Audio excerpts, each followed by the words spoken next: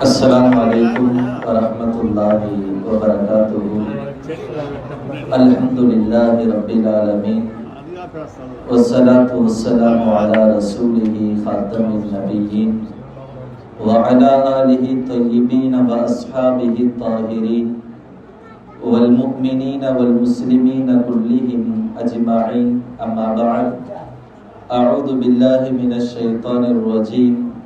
بفضل بسم الله الرحمن الرحيم يا أيها الذين آمنوا كتب عليكم الصيام كما كتب على الذين من قبلكم لعلكم تتقون صدق الله العظيم. அல்லாஹ்வினுடைய பேரருளால் வலிமார்களை கண்ணியப்படுத்துகின்ற ஒரு சங்கை பொருந்திய மஜ்லிஸிலே அல்லாஹு ஜல்ல ஷானஹு வ தஆலா நம் அனைவரையும் எப்படி ஒன்று கூட்டினானோ நாளை நிழலில்லாத போது அர்ஷுடைய நிழலிலே நம் அனைவரையும் இதே போன்று ஒன்று கூட்டுவானாக என்ற நல்ல துவாவுடன் நாம் எல்லாம் வீற்றிருக்கின்ற ரஜபுடைய மாதம் ரொம்பவும் சிறப்புக்குரிய மாதம். ரஜபினுடைய மாதத்தினுடைய சிறப்புகளை பற்றி பேச வேண்டும் என்றால் இந்த மாதத்துல ஆக பெரிய சிறப்பு என்னங்க? அருமை நாயகம் ரசூலுல்லாஹி ஸல்லல்லாஹு அலைஹி வஸல்லம் ஆமினா அம்மாவுடைய கருவுல கருத்தரித்த மாதம் ரஜபுடைய மாதம். இந்த உம்மத்துக்கு நபி ஸல்லல்லாஹு அலைஹி வஸல்லம் வரவில்லை என்றால் நாம் எல்லாம் ஒன்றும் இல்லாதவர்களாக, இதெல்லாம் இப்ப சொல்லிக் கொண்டு தெரியுறோம்ல, சிறந்த உம்மத்து நாங்கள் தான் முதலிலே சுவனம் செல்லுகின்ற உம்மத் என்றெல்லாம் சொல்லுகிறோமே. இந்த உம்மத்திற்கு நாயகம் ஸல்லல்லாஹு அலைஹி வஸல்லம் உருவாவதற்கான முதல் பேஸ்மெண்ட் அந்த கருவில உதிர்த்த மாதம் என்றால் அல்லாஹு ஜல்ல ஷானஹு வ தஆலா ரஜபுடைய மாதத்தை ஆக்கலாம். அப்ப ரஜபு எவ்வளவு ஸ்பெஷல், ரொம்பவும் சிறப்பானது. எங்க அங்கையோட முடிஞ்சிருச்சா? விலாயத்தையும் முக்கியத்துவப்படுத்தணும்ல.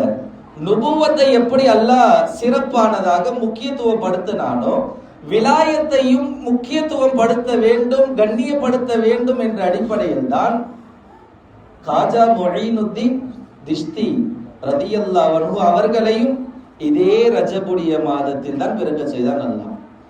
எங்க ஏதாவது ஒரு மாதத்துல எங்கேயாவது பிறந்திருக்கலாமே, அதையே ஒவ்வொரு மாதத்துல ஒரு ஸ்பெஷலா வச்சுட்டு அதுக்கு கீழவே ஒரு இன்னொரு ஸ்பெஷலை வைக்கிறான். நுபுவத்தை ரஜபுடைய மாதத்துல அல்லாஹ் உதிக்க செஞ்சான். கூடவே விலாயத் என்ற ஹாஜா நாயகத்தையும் இங்கேயே கொண்டு வந்தான்.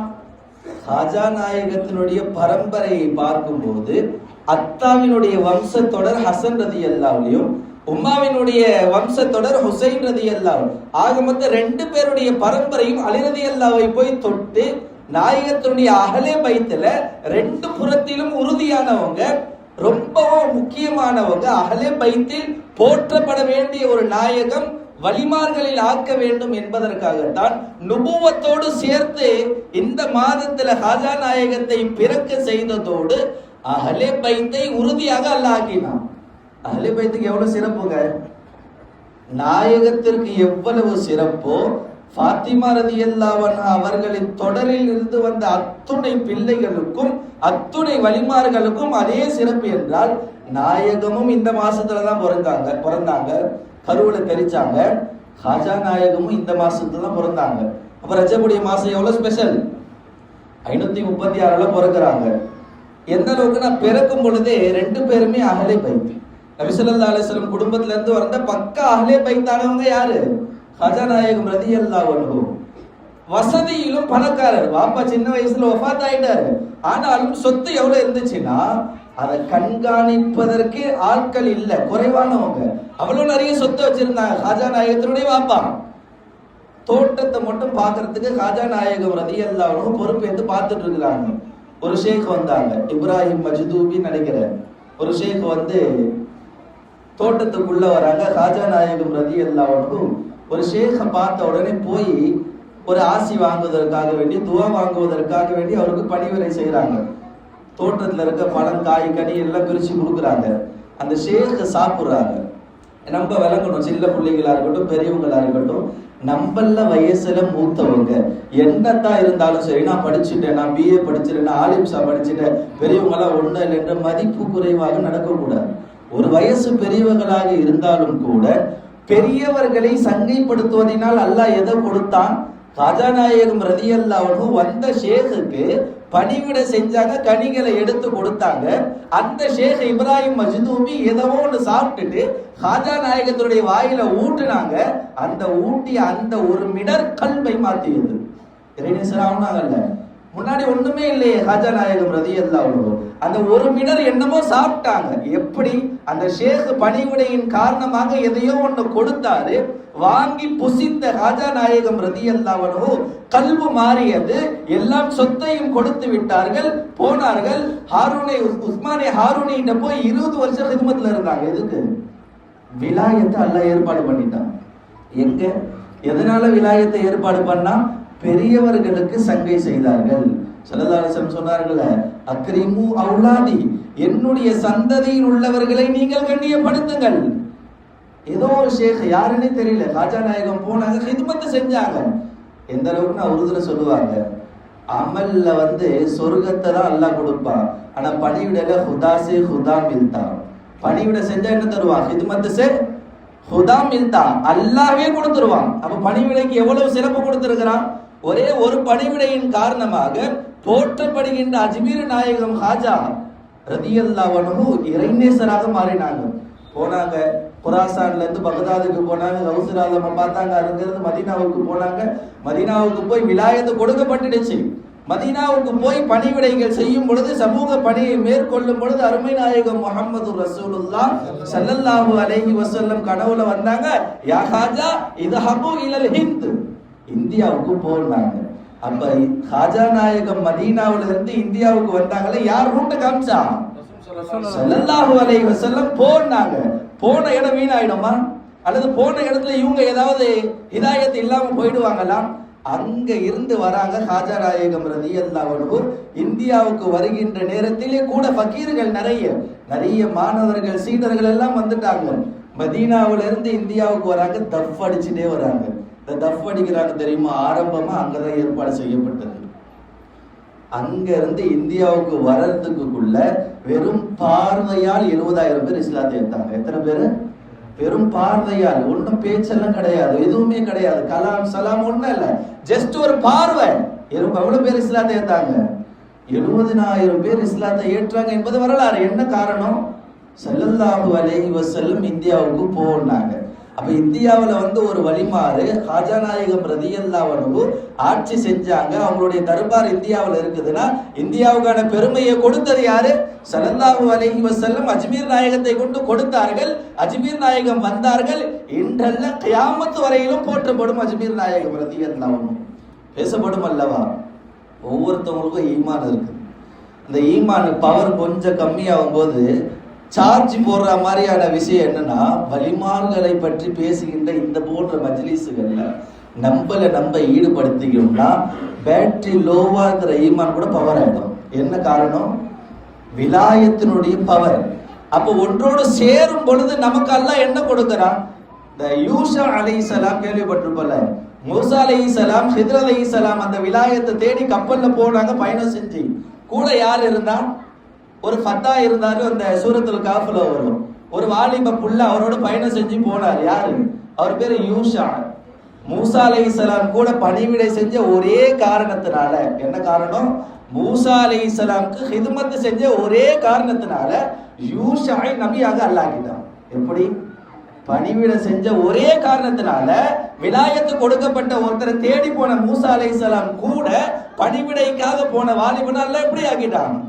நபியாகவே ஆகிட்டான். அப்ப நல்லோர்களோடு சொஹபத்தே சாலிஹாவோடு நல்ல அவுலியாக்களோடு அவுலியாக்களுடைய தொடர்பில் நம்ம இருக்கும் பொழுது, நம்மை ஆக்கி கொள்ளும் பொழுது அல்லாஹ் என்னவாக ஆக்குவான்?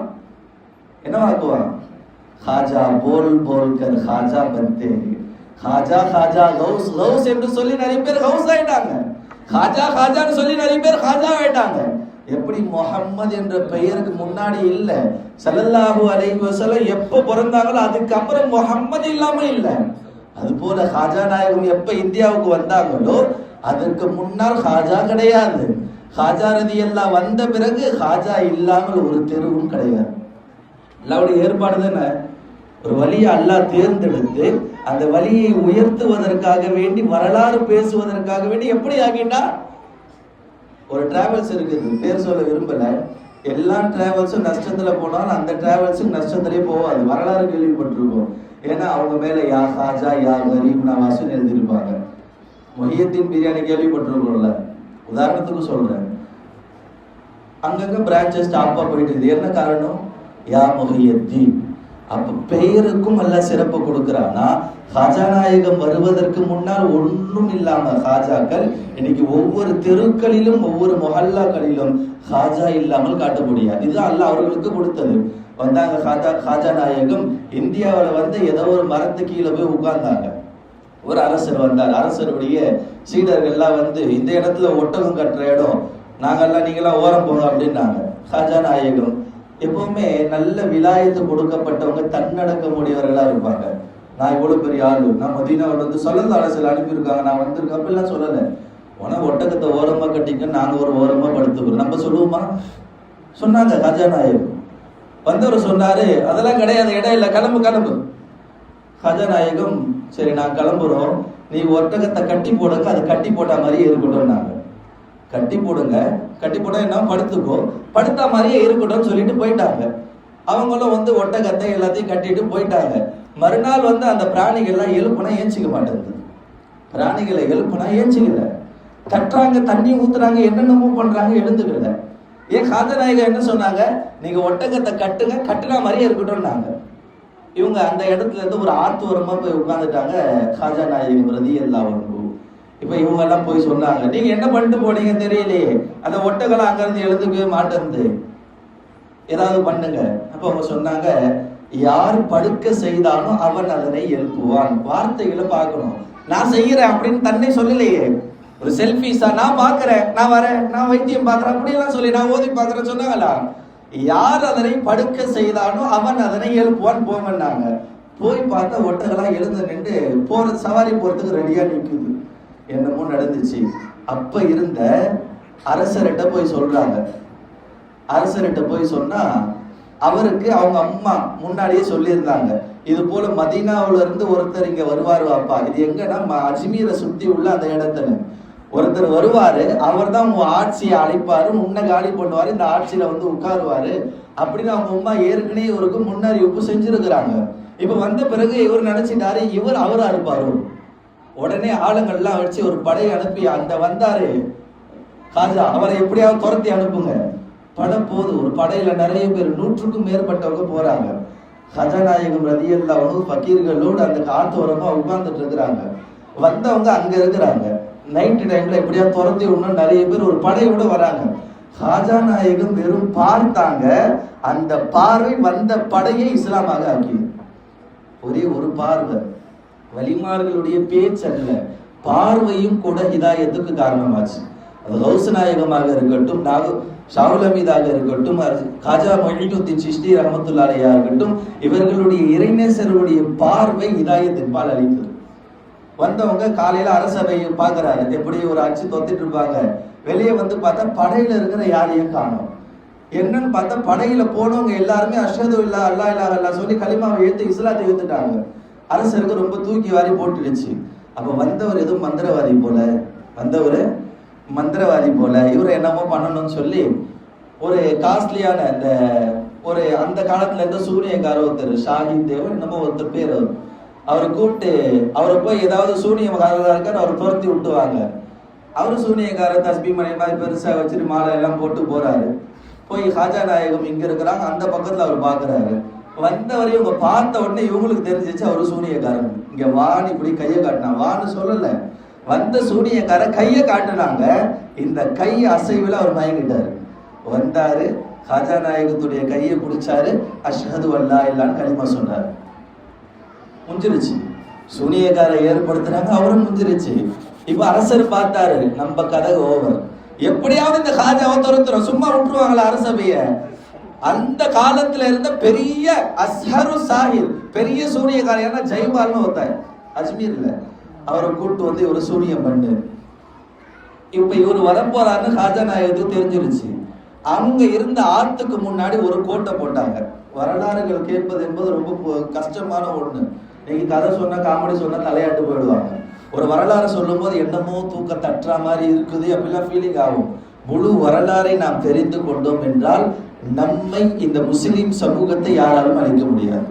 அதுவும் குறிப்பாக இறைநேசருடைய வரலாறை நம் கல்புக்குள் போட்டு விட்டோம் என்றால் நம் கல்வி அல்லாஹ் ஒளிமயமாக ஆக்கி விடுவான். சிந்தனை கவனமா கேட்போமா? வந்தாங்க, கோடு போட்டாங்க. வந்த ஜெயபாலு கோட்டுக்கு அண்ணான காலை எடுத்து வைக்கலான்னு காலை எடுத்தா காலில் உடம்பு ஃபுல்லா செயல் இருந்து போச்சு. ஒண்ணுமே இல்லை, செயல் இருந்து போச்சு. கூட இருந்த சாகியர்கள், கூட வந்த மந்திரகாரெல்லாம் கத்துறாங்க, எங்க தலைவரை எப்படியாவது காப்பாத்திருக்கன்னு. வலிமார்கள் என்னதான் இருந்தாலும் இறக்க குணமுடையவங்க இல்ல, போட்டோன்னு விட்டுட்டாங்க. அவன் அந்த கரையில இருந்து அடுத்த கரைக்கு போயிட்டு அங்கிருந்து சூனியம் பண்றான். தண்ணியில என்னமோ பண்ணணும். காஜநாயகம் தான் சீடர்கிட்ட சொன்னாரு, ஒரு கூஜால போய் அந்த ஏரியில இருக்கிற தண்ணியை நீ எடுவாப்பா. இவர் போனாரு, ஒரே ஒரு கப்பு தண்ணியை எடுத்தாரு. ஏரியில இருந்த எல்லா தண்ணியும் காலி. ஏரியில இருந்த எல்லா தண்ணியும் காலி. அந்த பக்கம் தான் அவர் கத்துறாரு, என் மக்களுக்கு எல்லாம் தண்ணி இல்லை, சோறு இல்லை, எல்லாத்தையும் இது பண்ணிட்டீங்களே, நீங்க எல்லாம் மனுஷனா அப்படி இப்படி கத்துறதுக்குள்ள சரி என்னமோ பாவமா இருக்குது. கூஜால இருக்கிற தண்ணியை போய் ஏரியில ஊத்துனாங்க, ஏரி தண்ணி ஆயிடுச்சு. காஜாநாயகம் இந்தியாவுக்கு வந்து செய்யப்பட்ட முதல் கராமத்து ஒட்டகங்கள். ரெண்டாவது கராமத்து இதுதான். கராமத்துனா என்ன? அற்புதங்கள். அறிவுக்கு எட்டா இதெல்லாம் செய்ய முடியுமா? ஒரு ஏரியில இருக்கிற தண்ணியை ஒரு ஜெக்கு எடுத்துற ஏரி தண்ணி காலி ஆகுமா? அறிவுக்கு அப்பாற்பட்ட சிந்தனை தான் கராமத்து. ஊத்துனாங்க, திருப்பி அந்த தண்ணியில என்னென்னமோ பண்ணா. கடைசியில ஒரு மானினுடைய தோலை கீழே போட்டு மேல பறக்க ஆரம்பிச்சுட்டான். யாரு? ஜெயபால். நடந்த சம்பவம் அறிவுக்கு அப்பாற்பட்டதுதான். பறக்க ஆரம்பிச்சுட்டான். காஜாநாயகம் காலணியை கீழே தூக்கி போட்டு என்னமோ ஓதுனா, அதுவும் பறக்குது. போன ஜெயபால இந்த காலனி போய் அடி அடின்னு அடிக்குது. ஒரு அடி இல்லை, ஒரு அவனை என்னதான் கொடுமை பார்த்தவங்களும் அவளை அடிச்சிருச்சு. எந்த அளவுக்கு அடிவானா, அவன் கீழே விழுந்தவன் கரெக்டா வந்து காஜாநாயகத்துடைய காலில் விழுந்தான். காலில் விழுந்து என்ன சொன்னா, அஷ்ஹது அல்லா இலாஹ இல்லல்லாஹ் சொன்னான். இதுதான் வலிமார்களுடைய கராமாத்துகள். என்னதான் நடந்துச்சு? அஜ்மீர்ல இடம் கொடுக்கப்பட்டு இன்னைக்கு துயில் கொண்டு இருக்கின்ற அஜ்மீர் நாயகத்தை அவுரங்கசீப் ரஹ்மத்துல்லாஹி அலைஹி பார்க்க போவாங்களா? யாரு? மன்னர் அவுரங்கசீப் ரஹ்மத்துல்லாஹி அலைஹி அஜ்மீருக்கு ஜியாரத்து போனாங்கன்னா லிபாஸே, அந்த அரசபையில் போடுகின்ற ஆடையை கலட்டி விட்டு ஃபக்கீர்கள் அணியக்கூடிய ஏழ்மையினுடைய ஆடையை போட்டு அஜ்மீரிலே கொடுக்கப்படுகின்ற நேர்ச்சையினுடைய வரிசையில் நிற்பார்கள் என்று வரலாறு சொல்லுது. யாருங்க? ஒரு மன்னர்.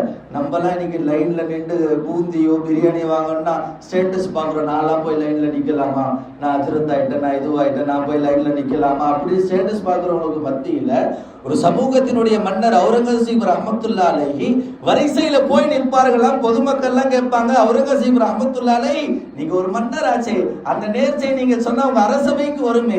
அவுரங்கசீப் ரஹ்மத்துல்லாஹி அலைஹி சொல்லுவாங்க, இந்த உலகத்துல நீ என்ன சாதிச்சன்னு கேட்டா நான் சொல்லுவேன், இந்த அரசபையில நான் இது பண்ண அதை பண்ணலாம் சொல்ல மாட்டேன். நான் இந்த ஹாஜா கரீப் நவாஸ் ரலியல்லாஹு அன்ஹு அவர்களிடத்தில் இருந்து கொடுக்கப்பட்ட நேர்ச்சை வாங்குவதற்கு வரிசையில் நின்று வாங்கினேன். அது சொல்லுவான். அதுல எனக்கு அல்லாஹ் ரஹ்மத்து செய்வான். எவ்வளவு பெரிய விஷயம்! ஒரு ஜியாரத்து. ஹாஜா நாயகம் இருக்கின்ற இடத்திற்கு பெரும் பெரும் மன்னர்கள் எல்லாம் போய் வரிசையில் நின்றார்கள் என்றால், அவர்களிடத்திலே தன் தேவைகளை கேட்பதற்கு வசீலா தேடுவதற்காக போனார்கள் என்றால், ஒரு இறைநேசருடைய முக்கியத்துவத்தை நாம் விளங்க வேண்டும். இன்றெல்லாம் இறைநேசர்கள் இருக்கின்றார்கள், நாமும் இறைநேசர்களோடு பழகுகின்றோம். நம் பாவங்களை நாம் மன்னித்து பாவங்கள் அற்றவர்களாக நல்லவர்களாக ஆக வேண்டும் என்றால் வருகின்ற ரமலானை முழுமையாக நாம் பயனுள்ளதாக ஆக்கி கொள்ள வேண்டும். என்ன இருக்கட்டும், ரஜப் வந்துருச்சு, விதை போட்டோமா, ஷாபான் வந்துச்சு, தண்ணி ஊத்தணுமா, ரமலான் வந்துச்சு, அறுவடை செஞ்சோமா, அந்த அறுவடை நம் பாவங்களை எல்லாம் கழுவப்பட்டதாக ஆகிவிடுமா, நல்ல சொஹபத்துகளோடு நல்லவர்களோடு நாம் சேருவோமா, நாமும் இந்த உலகத்தில் அவுலியாக்களாக ஆக்கப்படுவோம். அவுலியாக்கள் ஆகாமல் அல்லாஹ் மன்னிக்க மாட்டான். எதை வேண்டுமானாலும் அல்லாஹ் கொடுத்துருவான். நோன்புக்கு அல்லாஹ் என்ன சவாபு தரான்? நீ நோன்பு வை, ஆனா உஜ்ஜிசிபி அஜிசின்னு இருக்கு, உஜ்ஜிசின்னு இருக்கு. என்ன உன் நோன்புக்கு நான் தான் கூலின்றா? அல்லாஹ் கிடைச்சிட்டானா விட்டுருவானா?